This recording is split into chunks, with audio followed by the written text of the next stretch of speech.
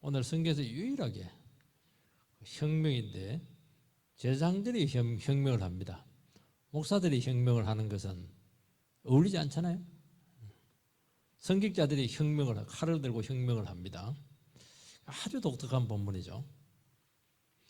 제사장은 칼로 짐승을 잡아야 되는데 무력을 행사해서 피를 흘립니다. 과연 이것이 가능한가 하는 질문을 우리가 해봐야 될 겁니다. 독일의 유명한 그 사신신학자 보네프는 히틀러 암살단에 들었다가 체포되어서 독일이 항복하기 며칠 전에 사형을 당합니다. 아니 그 신학자고 목사인데 어떻게 아무리 히틀러가 악의 화신이지만 암살단에 들어갈 수 있는가, 여기에 대한 굉장한 논쟁들이 사실은 있었었죠. 그리 할 수 있겠는가? 하나님을 못 기다린 것인가? 아니면 정말 불타는 마음을 가지고 사회 정의를 위해서 또 주의 사랑을 가지고 하나님께 헌신한 것인가? 상당히 그 논쟁이 될 수 있는 것입니다. 책으로도 나오고 영화로도 나왔죠. 로메로 주교. 중남미 그 엘살바도르 대주교니까 우리식으로 말하면 추기경입니다.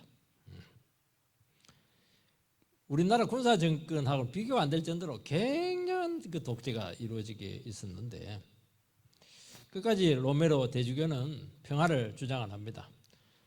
중남미 얼마나 그 해방신학이 창궐하고 있습니까? 예수는 민중의 대표자다. 이래서 약한 자들의 편이다 이렇게 하면서 신부들이 막 총을 들고 나가서 반정부 운동을 하고 이렇게 해도 로메로 대주교는 끝까지 그것을 거역하고 평화를 해라, 평화를 유지해라, 평화 시위를 해라 이런 식으로 이제 하게 되는데 군사 정권들이 결국에는 그 주교들을 죽이고 친구 주교를 죽이면서 완전히 반정부 대열에 들어서게 됩니다. 그렇지만 이 사람이 무력을 쓰신 건 아니에요. 대모들을 숨겨 죽이다 하고 계속 반정부 이제 평화투쟁을 하는데 추기경이니까 뭐 건드리지는 못해요. 온갖 회유를 당하고 압박을 하고 막 그렇게 하는데도 불구하고 끝까지 그 타협을 하지 않습니다. 타협을 하지 않아요. 이게 이제 결국에는 79년도에 군 정권이 이제 무너지고 그 대주교도 그 다음 해에 이제 암살을 당하게 되는 겁니다. 상당히 그 의미를 많이 줘요. 이분들의 한 가지 특징이 뭐냐? 십자가 사랑을 품고 현실에서 그 절박한 처지에서 행동을 했다는 겁니다. 뭐라고 얘기했냐니까 행동하지 않고 세상에 영향을 끼치지 못하는 것은 죽은 지식인의 비겁한 짓이다. 뒤에서 숨어서 욕이나 하고 술이나 마시면서 스스로는 안전할지 모르겠지만 그런 사람은 아무 영향력을 미치지 못한다. 이런 이야기를 합니다. 우리하고는 좀 동떨어진 부분들이 있어요. 우리하고는. 근데 그와 같은 아주 절박한 상황 가운데서 어떻게 행동하는 것이 신앙적인 것인가? 기다려야 되는 것인가? 아니면 평화의 시위를 해야 되는 것인가? 아니면 총을 들고 나가야 되는 것인가? 상당히 그 질문해 볼 수 있는 여러 가지 그 도구들이 있다는 것을 알 수가 있습니다. 방법론은 처한 상황과 각자의 입장이 있지만은 무엇인지 모르겠지만 양심에 따라서 기도하면서 움직였다 하는 것은 공통적인 분모였다 하는 것을 알게 됩니다. 이 이야기를 하는 이유가 뭐냐니까 오늘 이 본문도 마찬가지예요. 제사장들이 예배를 인도해야 되지 아니 피를 흘리고 혁명을 하고 이 부분에 대해서 어떻게 생각해야 될 것인가에 대한 미리 서론적인 질문을 던지고 있는 것입니다. 오늘 본문에 보면은 북이스라엘은 아합 정권입니다. 남유다보다 국력이 5배에서 10배나 커요. 문제는 뭐냐니까 아합 왕의 부인 이세벨이 왕비로 들어오게 되면서 이제 문제가 되게 됐는데 북이스라엘만 바알 숭배를 황폐화시킨 것이 아니고 그 딸이 아달레가 있습니다. 아달레를 남유다의 차기 왕의 며느리로 들어오는 거예요. 그러니까 여호사밧 왕인데 굉장히 경건한 왕입니다. 이 사람이 남유다에 있어서 정말 다윗을 방문할 정도로 경건한 왕인데 개인적으로는 굉장히 경건한데 정치적으로는 문제가 심각해요. 이 사람은 아합하고 자꾸 손을 잡습니다. 군사 동맹도 맺고 결혼 동맹도 맺고 그렇게 했더니 우리가 남이가 이렇게 하면서 나라를 지키기 위해서 그렇게 한 것인데 그 바알 숭배자지 않습니까? 손을 잡지 말아야 될 사람인데 손을 잡은 겁니다. 이게 그렇게 하니까 이세벨의 딸이 자기 며느리로 들어오게 된 것입니다. 결국 그 딸 혼자 남유다에 오게 되었는데 남유다는 말씀의 나라지 않습니까? 그런데도 불구하고 이 한 여자가 20년 만에 나라를 말아먹습니다. 한 사람 무섭죠?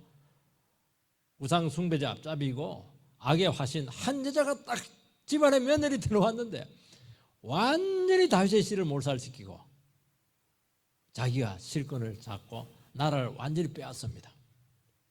이걸 보여주고 있는 것이죠.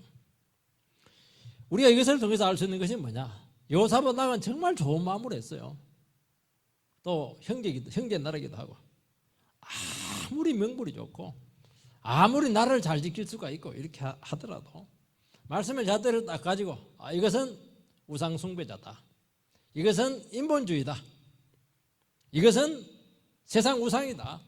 딱 결정이 나게 되면은 딱 끊어야 되는데 그렇게 하지 못했던 것이 빌미가 되어가지고 조금도 도움이 된 적이 없어요.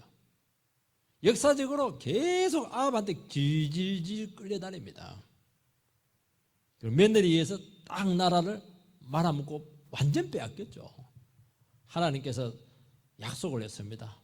다윗에게 절대로 등불을 꺼뜨리지 않겠다. 그 약속 말씀 가지고 다시 하나님께서 기회를 준 겁니다. 그러니까 하나님 나라가 이렇게 취약할 수가 있는 거예요. 얼마든지 빼앗길 수 있는 겁니다. 그게 아무리 말씀으로 잘 만들어놔도 한 사람 딱 잘못 들어오면 싹 말아먹을 수가 있어요. 이게 무섭다는 겁니다. 철저해야 됩니다. 철저해야 됩니다. 1절 말씀을 보면은 아시아의 어머니 아달레가 그의 아들이 죽은 것을 보고 일어나 왕의 자손을 모두 멸절하였으나 이세벨의 딸 아달레가 남유다에서 쿠데타로 유다 정권을 찬탈합니다. 북이스라엘은 혁명을 하지만 남유다는 혁명을 한 적이 없어요. 왜냐하면 다윗의 자손만 왕이 될 수가 있어요. 그리고 하나님께서 세워야 아무리 다윗의 자손이라도 자기 하고 싶다고 해서 절대로 안 되게 되어 있습니다. 하나님께서 기름 부어 세워야 됩니다. 이게 다윗의 왕조의 근본 정신입니다. 근데 뭐 아달랴는 그런 게 상관이 없는 여자예요. 왜냐하면 북이스라엘도 그렇고 우상 숭배자니까요. 딱 시집 온 지 20년 만에 이 불가능한 이게 현실화되었다는 겁니다. 안 될 거. 설마 했는데 설마가 어디 있습니까? 마귀에게 설마가 어디 있습니까? 기회가 되니까 확 낚아친 겁니다. 아달랴의 남편이 누구냐니까 여호사밧 왕의 장남인데 여호람입니다. 그래서 여호람 왕비로 10년을 같이 지냅니다. 그러니까 아합이 이세벨에서 충동을 받지 않습니까? 남유다 다윗의 후손인데도 불구하고 아달랴의 왕비니까 그 충동을 무슨 재주로 이겨낼 수가 있겠습니까? 못 이겨냅니다. 그래서 하나님께서는 유다 나라의 왕은 절대로 불신자, 이방 공주, 신앙 없는 여자 아무리 인물이 뛰어나도 절대로 세우지 못하게 한 이유가 아무리 해도 여자를 못 이겨요. 못 이깁니다. 이불 속에서 막 삭삭 이래버리면 다 넘어가게 돼 있어요. 안 되게 돼 있어요. 그게. 결국 바알 신앙을 이제 끌어들이게 됩니다. 하나님께서 너무 화가 나가지고 요람을 심판을 하게 되는데 창자가 터져서 죽게 만듭니다. 그 심판이죠. 아버지 여호사밧이 여호람 장남이라 가지고 고민을 했죠. 며느리 때문에. 세울 때 동생이 6명이 있었습니다. 그 동생들에게 많은 재산을 줘가지고 멀리 떨어진 서울에서 부산, 광주, 전주 이런 데 6군데 거기 가서 이제 지방을 다스리게 하고 다시는 너희들은 형님의 왕권을 넘보지 마라. 왜냐하니까 형님의 그 부인이 여호람의 부인이 문제이기 때문에 이게 착한 정통성이 떨어져요. 그런데 여호람은 왕이 된 후에 그 동생 6명을 다 죽입니다. 이 사실은 그게 더 무서웠던 거예요. 지금 하나님께서는 너무 또 화가 나가지고 아라비아 사람을 감동시켜가지고 유다를 침공해서 여호람의 자식을 또 싹 죽입니다. 여러분, 다윗의 후손 한 사람이 어마어마한 능력을 가지고 있는데, 어마어마한 가치를 가지고 있는데 한번 비끗하니까 하나님의 말씀을 의지하지 않고 우상 숭배자를 끌어들이니까 싹쓸이에요. 여기서 싹 죽이고 저기 와서 싹 아라비아 사람을 싹 죽이고 자기들끼리 싹 죽이고 완전히 이건 뭐 파리 때 죽이듯이 하지 않습니까? 이게 심판이고 저주입니다. 그래서 싹 다 죽였는데 아라비아 사람이 다 죽였는데 그 여호람의 막내 아들 아하시야만 살아남습니다. 아달랴의 막내 아들이죠. 독자가 되어버렸어요. 이 아하시야가. 아하시야가 왕이 된 후에 1년째 된 후에 북쪽에 있는 아합의 아들 요람이 왕이 되었는데 이 사람이 이제 전쟁하다가 부상을 당해서 문병을 가게 됩니다. 우리가 10장에서 봤듯이 9장 10장에 봤듯이 예후의 혁명군에 걸려가지고 아시아뿐만 아니고 수행했던 42명까지 또 몰살을 당합니다. 왜 그 짓을 해요? 다윗의 자손이 얼마나 존귀한 사람인데 그 우상 숭배자의 아들에게 왜 문병을 갑니까? 친척이니까 친인척으로 엮이니까 사돌이니까 간 거예요. 가면 안 돼. 쉽게 움직이면 안 되는데 또 싹 몰살을 당합니다. 아달랴는 자기 독자 아하시야 왕이 죽었다는 소식을 들으면 어떻게 해야 돼요? 남은 손자들도 잘 간수해야 되지 않습니까? 또 자기 그 세력들을 끌어가지고 나라를 안정시켜야 되는데 울지도 않아요.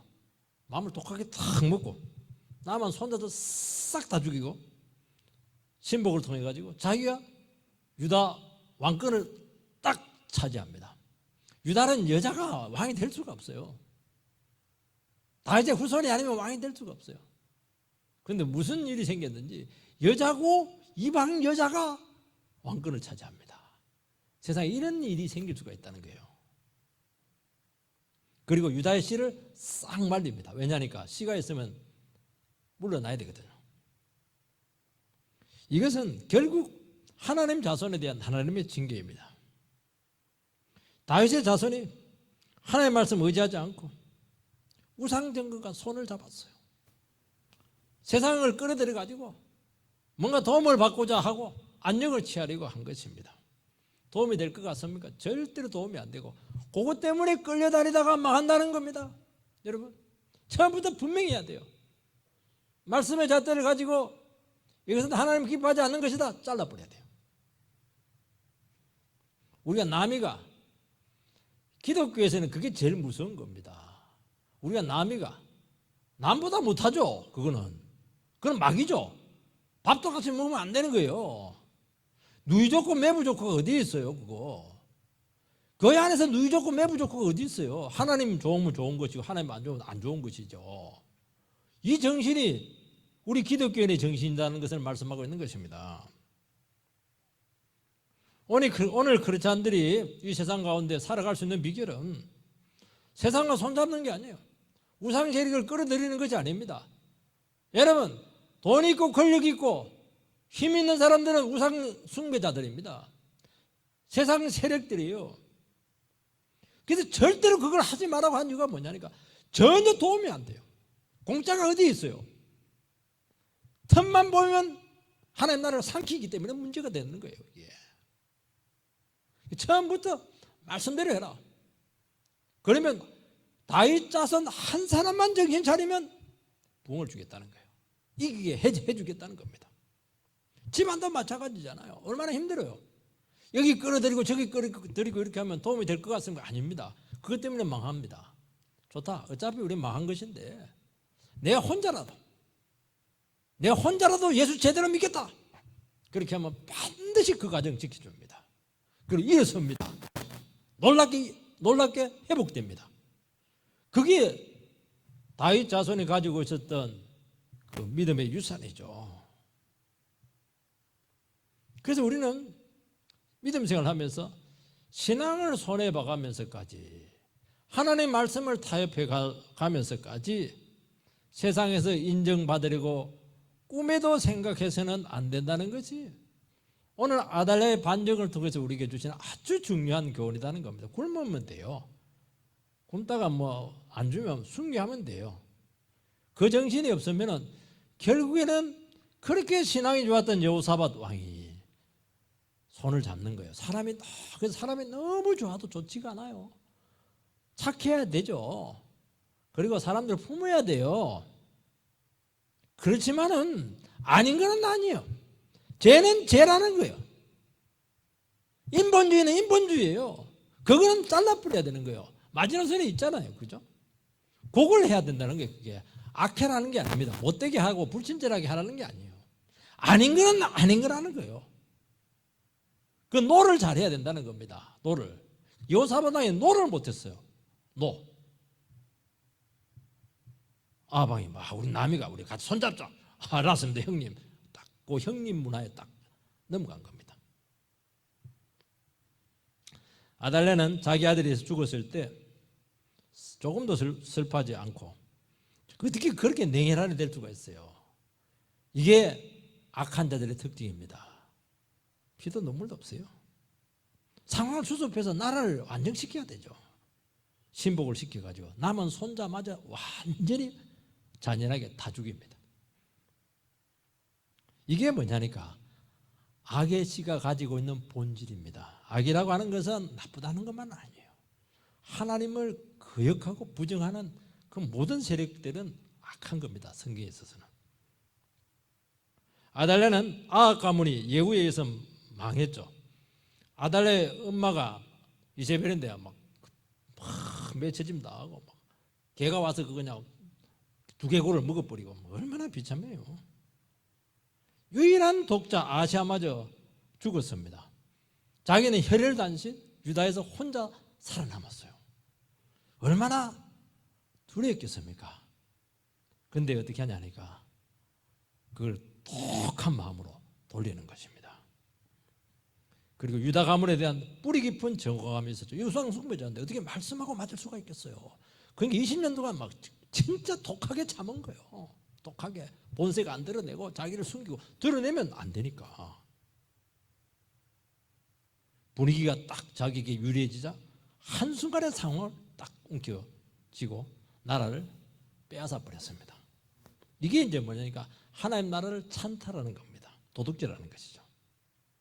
그 빌미를 누가 주었습니까?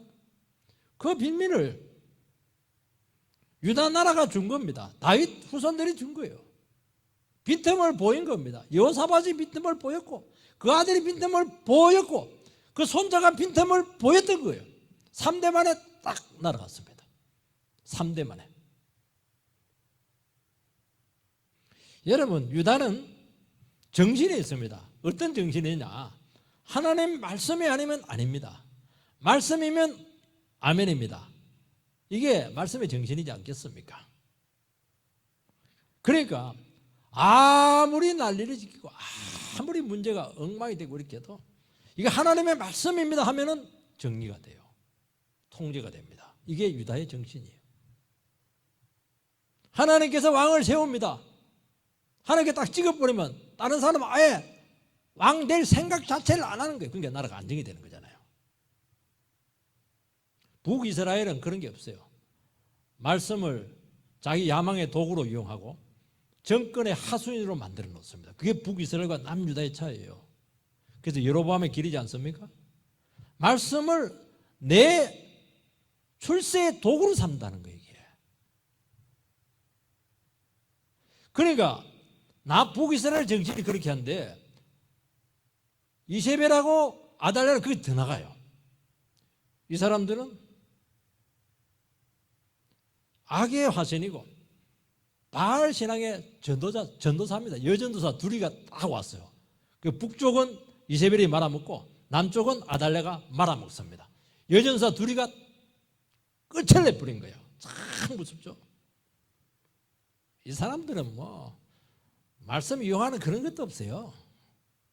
욕망을 위해서라면 막 틈만 보면 가차없는 거 이게.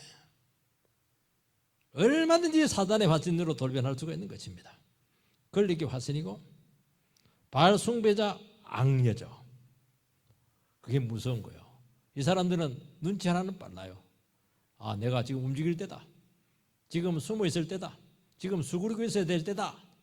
왜냐하면 지금 다윗의 후손에 있으면 안 되잖아요. 선지자들이 있고 제사장에 있으면 안 되거든요. 한 번 딱 기회가 옵니다. 그때 딱 끝장을 내는 겁니다. 얼마나 주도면밀한지 몰라요. 20년을 참아왔어요. 20년을 혼자서 20년을.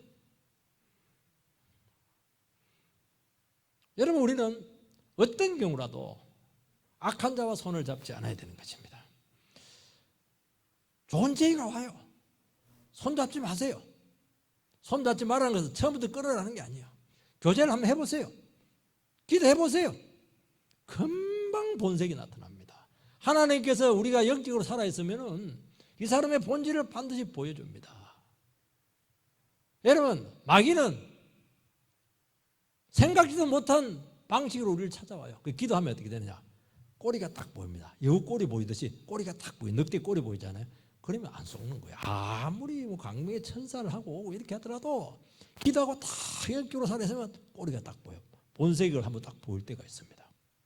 그러면 딱 끊으면 돼요. 근거 없이 할 수는 없거든요.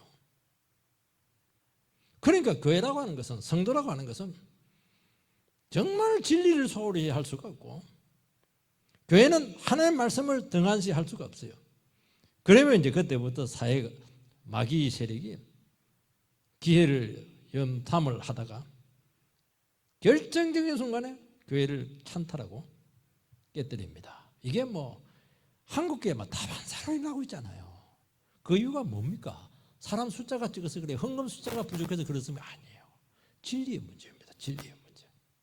악의 세력은 강하고 지배해요. 하나님의 자녀가 하나님의 말씀에 철저하지 않고 세상 기웃거리고 그렇게 하다가는 싹 다 빼앗깁니다. 2절 3절 말씀, 요람의 딸 아하시아의 누이 여호세바가 아하시아의 아들 요아스를 왕자들이 죽임을 당하는 중에 빼내어 그와 그의 유모를 침실에 숨겨 아달랴를 피하여 죽임을 당하지 아니하게 한지라. 요아스가 그와 함께 여호와의 성전에 6년을 숨어 있는 동안에 아달랴가 나라를 다스렸더라. 아달랴가 남아있는 그 손잡을 왕자들을 다 죽일 때 1살 된 아하시아의 아들이 있는데 요세바가 침실에 숨겼다가 그 남편이 대제사장 여호야다입니다. 성전에서 6년을 키웁니다. 성전 사택에서 키웠던 것 같아요. 요세바가 또 누구냐? 아달랴의 딸입니다. 아달랴의 딸이에요. 근데 이게 바로 정통 딸인지 뭐 배다른 딸인지 그건 아주 명확하지는 않은데 딸입니다. 족보상 딸이에요.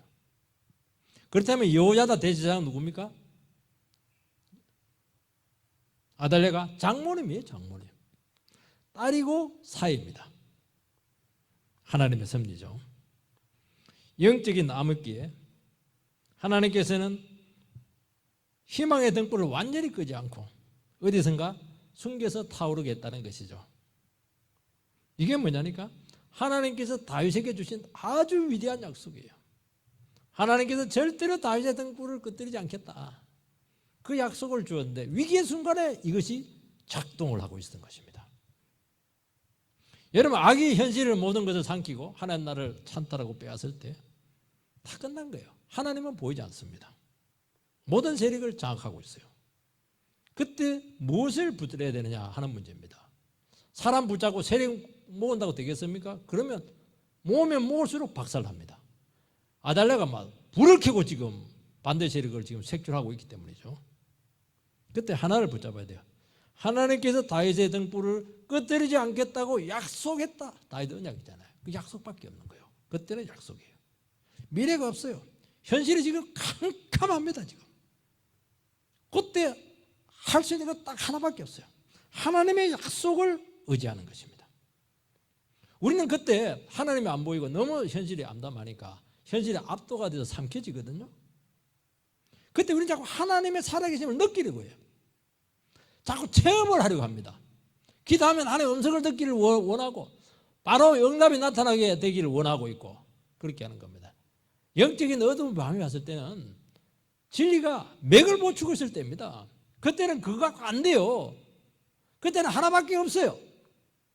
하나님께서 나에게 무슨 약속을 했는가, 그거는 나의 감정하고 체험하고 상관이 없는 거예요. 지금 다윗과 사라가 지금 100살이 됐어요. 지금 자손은 지금 낳겠다, 아들 주겠다 했는데 지금 둘 다 지금 몸이 지금 애 놓을 수가 100% 불가능합니다.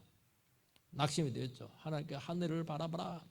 하늘에 저 많은 별들이 있는데 너의 자손이 그렇게 많을 것이다. 그거 어떻게 믿어요, 그거? 지금 자기 몸 부부가 지금 완전히 지금 완전히 애를 낳을 수가 없는데요. 생리적으로 절대로 안 되기 때문이죠. 그런데 다윗이 아니고 아브라함이 잘했던 건 뭐냐니까 그 수많은 별을 만드신 하나님의 능력을 믿은 겁니다. 그래서 하나님께서 아브라함이 여호와를 믿으니 그것을 의로 여기셨더라. 거기서 나온 거예요. 그래서 믿음이 위대한 겁니다. 약속을 믿는 거예요. 감정을 믿는 거예요. 느낌을 믿는 게 아니에요. 나를 의지할 수 있는 하나님께서 주신 어떤 대안적인 도구를 믿으면 절대로 안 돼요. 그때는 안 돼요. 문제는 하나님 말씀이 너무 비현실적이고 들리지가 않는 거예요. 아무 반응과 느낌이 없어요. 그러면 어떻게 해야 되느냐? 하나님을 묵상해야 돼요. 하나님이 어떤 분인가를 계속 추구를 해야 돼요. 지금까지 하나님께서 나를 어떻게 이끌어 오셨는가? 성경에서 하나님의 말씀은 뭐라고 말씀하고 있는 것인가? 그래서요, 신학이 폭발적으로 발전할 때는 언제냐? 잘 살 때가 아닙니다. 청교도들처럼 그냥 순교당하고 쫓겨나고 미국으로 쫓겨나고 호주로 쫓겨나고 막 쫓겨나고 이렇게 할 때 그들은 앉아가지고 할 게 없으니까 쫄하고 기도하고 성경 회입하고 그래서 거기서 하나님의 영광을 막 체험을 합니다. 그래서 청교도 신학에서 최고의 신학이 뭐냐? 영광의 신학이에요. 현실은 너무 절망인데 하늘을 바라보니까 하나님이 그렇게 영광스러운 거예요. 그거 영광 붙잡고 그들은 현실을 이겨냅니다. 그게 청교도 신학이거든요.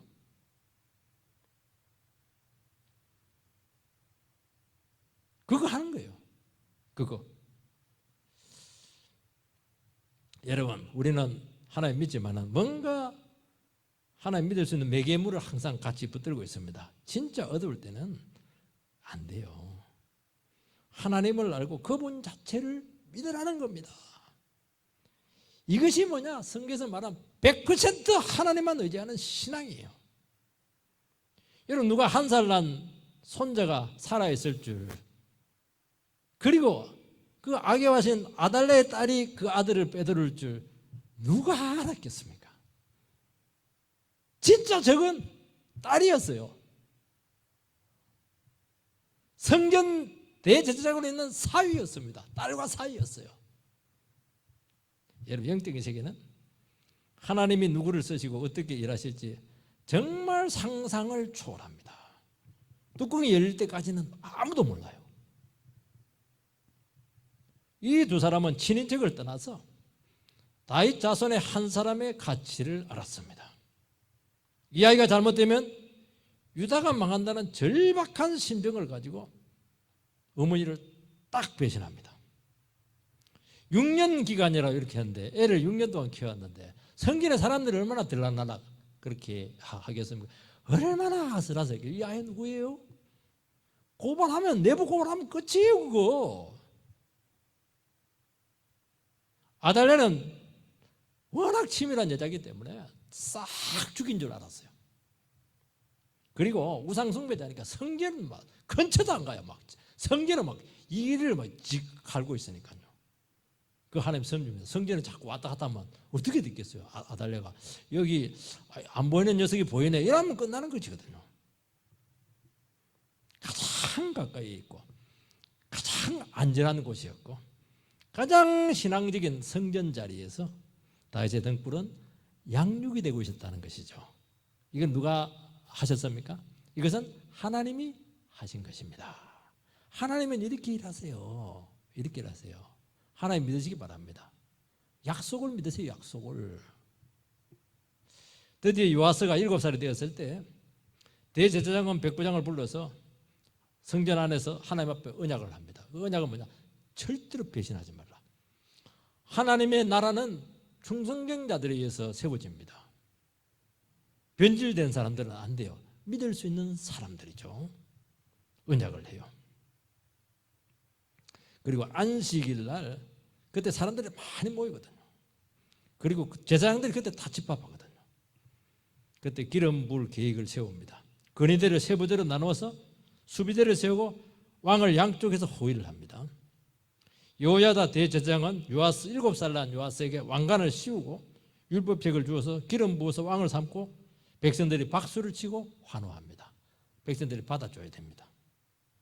그 소리를 듣고 아달랴가 놀라 달려와서 확인하고 반역이라고 소리를 칩니다. 사실은 자기가 반역한 건데, 반역이다 이렇게 하면 아달랴 편에 사람들이 서야 되는데 아무도 안 서요. 그래서 결국에는 왕궁으로 돌아가다가 길에서 죽습니다. 여러분, 여호야다 반정의 성공 비결은 딱 하나예요. 7살 난 다윗 자손 한 사람이 생존해 있는 겁니다. 이게 중요한 겁니다. 이게 다윗 언약의 위력입니다. 7살 난 왕이 무슨 왕 노릇을 할 수가 있겠습니까? 다윗 자손은 인간적인 자질은 두 번째. 다윗 자손은 약속이 있습니다. 다윗 자손은 말씀이 중요한 거예요. 그 말은 뭘 얘기하냐니까, 하나님께서 다윗 자손을 통해서 약속을 줬기 때문에 다윗 자손이 하나님의 말씀과 약속에 의지하게 되면은 나이들, 배경들 아무 상관없어요. 무조건 부흥을 주시고 무조건 회복을 주시고 구원을 주신다는 것이 그게 약속에 포함되어 있는 것입니다. 이게 중요하다는 거예요. 여러분, 우리가 하나님의 약속을 붙든다고 하는 것은 내 자질과 배경을 의지하는 게 아닙니다. 여러분, 그건 도리 위험할 수가 있어요. 내가 도리 더 많이 배웠기 때문에, 내가 배경이 더 좋기 때문에 하나님 말씀에 더 붙들리지 않을 가능성이 많아요. 우리 하나님 말씀을 붙든다고 하는 약속이 포함되어 있기 때문에 그렇게 하는 겁니다. 하나님 말씀 붙들기만 하면 어떤 상황 가운데서도 모든 것은 문제되지 않는다. 100% 살아나고 부흥을 일으킨다. 회복된다. 그게 포함되어 있는 것이고, 무슨 일이 있어도 지켜준다는 거예요. 세상 끝날까지. 그래서 약속을 붙들라는 것이고, 죽으라고 말씀 의지하라는 것입니다. 그거예요, 그게. 그런데 하나님 약속의 말씀을 버리면 다 잃습니다. 말씀만 잃어버리는 것이 아니고 하나님만 잃어버리는 것이 아니고 나중에는 가진 것까지 싹 잃어버립니다. 이 의식이 유다 백성들에게 아직 남아있었던 겁니다. 이게 귀한 거예요, 여러분. 우리에게 지금 뭐가 남아있어요?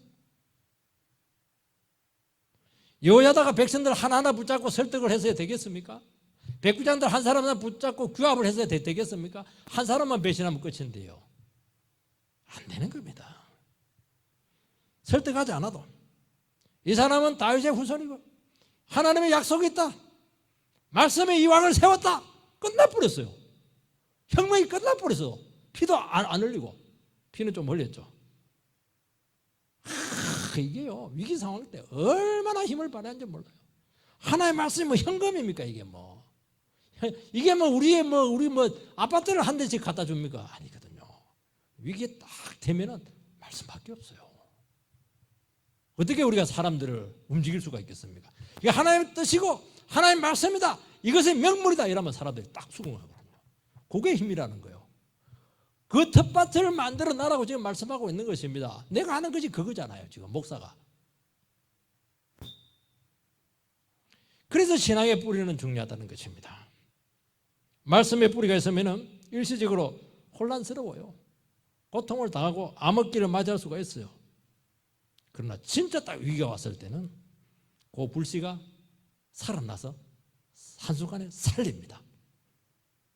오늘 기독교의 약화는 바로 이 신앙의 뿌리의 문제예요.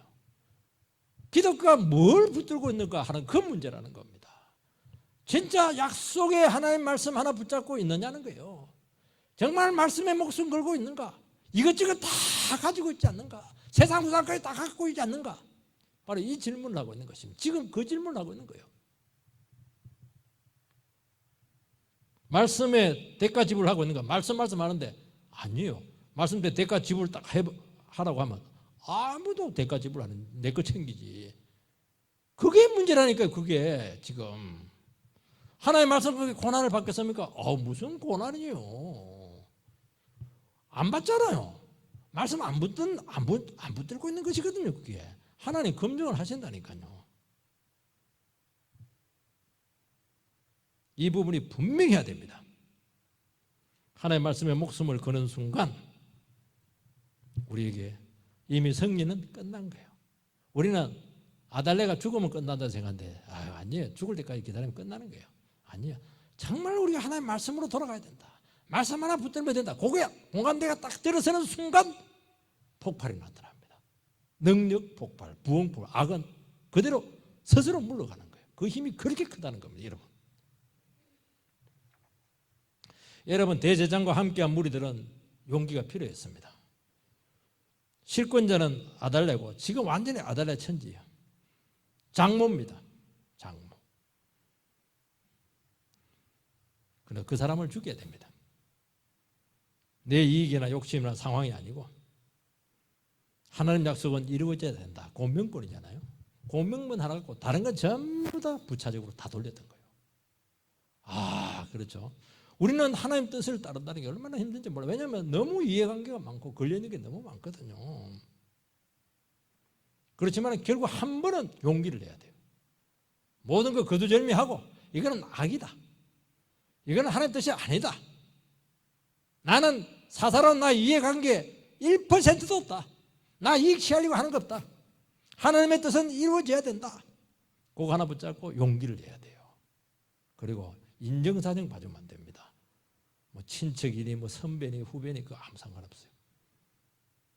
6년 동안 아이를 지켜주지 않았겠습니까? 그거 할 수 있어요. 준비하고 기도하면서 결단하고 일어서는 그 순간이 그때가 하나님께서 일하실 때라는 것을 말씀하고 있는 거예요. 우리도 인간이에요. 개인적인 이해관계가 있고 야심이 있습니다. 그렇지만은 어느 순간에는 하나님의 말씀이 회복이 돼야 되고 우리 가운데 하나님의 영광이 드러나야 된다. 거두절미하고 결단의 순간을 우리에게 요구한다는 것이죠. 그 명분이에요. 명분. 그게 딱 되는 순간 세상이 감당할 수 없는 사람이 됩니다. 그 사람은 돈 갖다 줘도 타협하네요. 무엇으로도 하나님 말씀 아니고는 절대로 말 안 들어요. 아무리 이해하고 양보하고 희생하지만 지켜야 될 마지노선이 있죠. 온유해요. 그렇지만 안 되는 건 아니에요. 악은 안 돼요. 마귀는 안 돼요. 죄는 안 돼요. 말씀 아닌 것은 천하 무슨 일도 안 돼요. 아닌 건 아닌 거예요. 이것만이 악을 이기고 끝까지 우리를 은혜 자리에 있게 하고 하나님의 능력을 가져온다는 겁니다. 이걸로 지키는 거예요, 여러분들. 사람들 세 모은다고 그거 됩니까? 세 모아 나가지고 자기 반대편 쫓아내면 자기들끼리 또 싸워요. 틀림없어요. 그렇게 되는 게 아니에요. 그러면서 교회가 2분열, 4분열, 8분열 이렇게 해서 싹 없어지는 거예요. 세 모아갖고 되는 게 아니에요. 가면 갈수록 지리멸리끼고 난도질 당하는 겁니다. 딱 그게요. 하나님 말씀이 세워져야 된다는 겁니다. 여러분 제사장과 혁명은 어울리잖아요. 제사장은 칼을 쓰고 있습니다. 우리는 한 가지 질문을 해야 돼요. 신자가 칼을 쓸 수 있는가? 예수님은 베드로에게 칼을 쓰면 칼로 막한다고 경고했습니다. 하나님 나라는 칼의 원리가 아니라는 거예요. 그렇다면 상황에 따라서는 무력을 쓸 수 있는가 하는 것은 굉장히 중요한 신학적인 주제입니다. 그럼 구약에서는 칼을 쓸 수가 있다. 신약은 은혜 시대니까 칼을 쓰면 안 된다. 뭐 구약과 신약이 무슨 차이가 있습니까? 구약도 믿음이고 은혜고 신약도 믿음이고 은혜입니다. 똑같아요, 원리는. 제사장은 인간이에요. 창과 방패라고 하는 것은 공의를 상징합니다. 인간이 과연 공의를 행사할 수 있는가? 가능해요. 예수 안에서 가능합니다. 예수님께서는 그 칼을 상대방에게 겨누지 않고 자기 가슴을 찔렀습니다. 십자가죠, 그게. 하나님은 죄를 혐오하셨고 그 죄를 예수님이 감당하셨습니다. 그 이유는 죄인들을 사랑하셨기 때문입니다. 십자가는 하나님의 사랑과 공의가 만나는 지점입니다. 죄인을 향해야 될 그 칼을 하나님께서는 자기 아들을 찌름으로써 하나님의 공의도 만족시키고 죄인도 사랑하고 용서를 한 겁니다. 그래서 십자가는 모든 인생과 세상을 변화시키는 힘이 되는 것입니다. 어떤 경우에는 참고 가만히 있는 것 아닙니다. 그건 무책임한 거예요. 그렇지 않들은 용기를 가지고 담대하게 자기를 희생하고 목숨 걸고 책임을 져야 돼요. 하나님의 사랑을 가지고 우리는 세상에 뛰어들어야 돼요. 불의와 항거를 해야 돼요. 동시에 사랑을 온몸으로 실천해야 된다는 것이죠. 사랑과 정의는 동시에 나타나야 된다는 것입니다. 불의는 안 돼요. 그렇지만 영혼을 사랑해요. 이게 문제죠. 어떻게 사랑합니까? 그거는 각자 처지에 따라서 양심에 따라서 하시면 돼요. 나는 기다리면서 참으면서 사랑할 것이다. 나는 침묵하면서 하나님께서 나타나시도록 기도할 것이다. 그건 자기 상황에 따라서 하면 돼요. 용기 있는 말로 행동을 내는 보일 것이다. 하세요. 하나님 기뻐할 겁니다. 이거는 대단히 위대한 겁니다. 이게 문제죠. 이게 얼마나 힘든지 몰라요. 이게. 이 내적인 긴장과 압력을 견딜 수 있는 힘은 십자가 사랑입니다. 십자가는 사랑과 정의가 동시에 나타나는데 똑같은 거예요. 그게. 우리는 십자가 사랑이 안에서 끓고 있을 때 그때 정의를 외칠 수가 있어요. 정의를 주장하려고 하면 진정한 사랑이 우리 속에 있어야 되는 것입니다. 제장이 칼을 들었어요. 제장은 칼을 들면 안 되거든요. 그냥 들 수밖에 없는 상황이 오면 드는 거예요. 이게. 왜 들었습니까? 아무도 들 사람이 없는 거예요. 마지노선이에요. 지금 여기 무너지면 끝나는 거예요. 목사도 손들고 할 수 있는 거예요. 이게. 그렇지만 하나님 나라의 제약은 안 되는 거예요. 그 제약 문제 해결에 제사만이 아니고 정의의 칼을 그들이 들었습니다. 어떻게 들 수 있어요? 먼저 6년 동안 자기를 계속 찔렀던 거예요. 마음으로. 하나님 나라가 이 고통받는 것은 뭐냐? 우리의 죄 때문이다. 이 제사장들이 잘못했고 목사들이 잘못했고 예수 믿는 사람들이 잘못했다. 이게 다 우리의 책임이다는 거예요. 왜 아달랴가 나를 찬탈했는가? 우리가 믿음으로 방심했다는 겁니다. 얼마나 칼을 많이 찔렀어요. 자기 자녀 주님 앞에 끊임없이 죽인 것입니다. 여러분, 제장이 칼을 들었다고 하는 것은 이미 스스로 제물이 되어서 자기 자신을 수없이 칼로 잡았다는 거예요. 이게. 제장은 행동하는 양심을 넘어서 주님의 사랑을 온몸과 행동으로 실천합니다. 우리는 누구를 향해서 지금 칼을 쓰고 있습니까? 사람을 향해서 분노하고 있어요? 악한 눈빛을 보이고 있습니까? 지금 오늘 우리 주님께서는 우리에게 행동 한두 가지를 얘기하는 게 아니에요. 하나님 앞에 어떤 마음을 품고 지금 살아가고 있는가 현실을 질문하라는 것입니다. 나를 끌고 가는 힘이 무엇인가? 사랑과 정의를 두고 얼마나 스스로를 찔렀는가? 그 질문을 하고 있는 것입니다. 다른 사람을 정죄하기 전에 네 눈 속에 있는 들보를 빼내는 고통을 감수했느냐는 거예요. 지금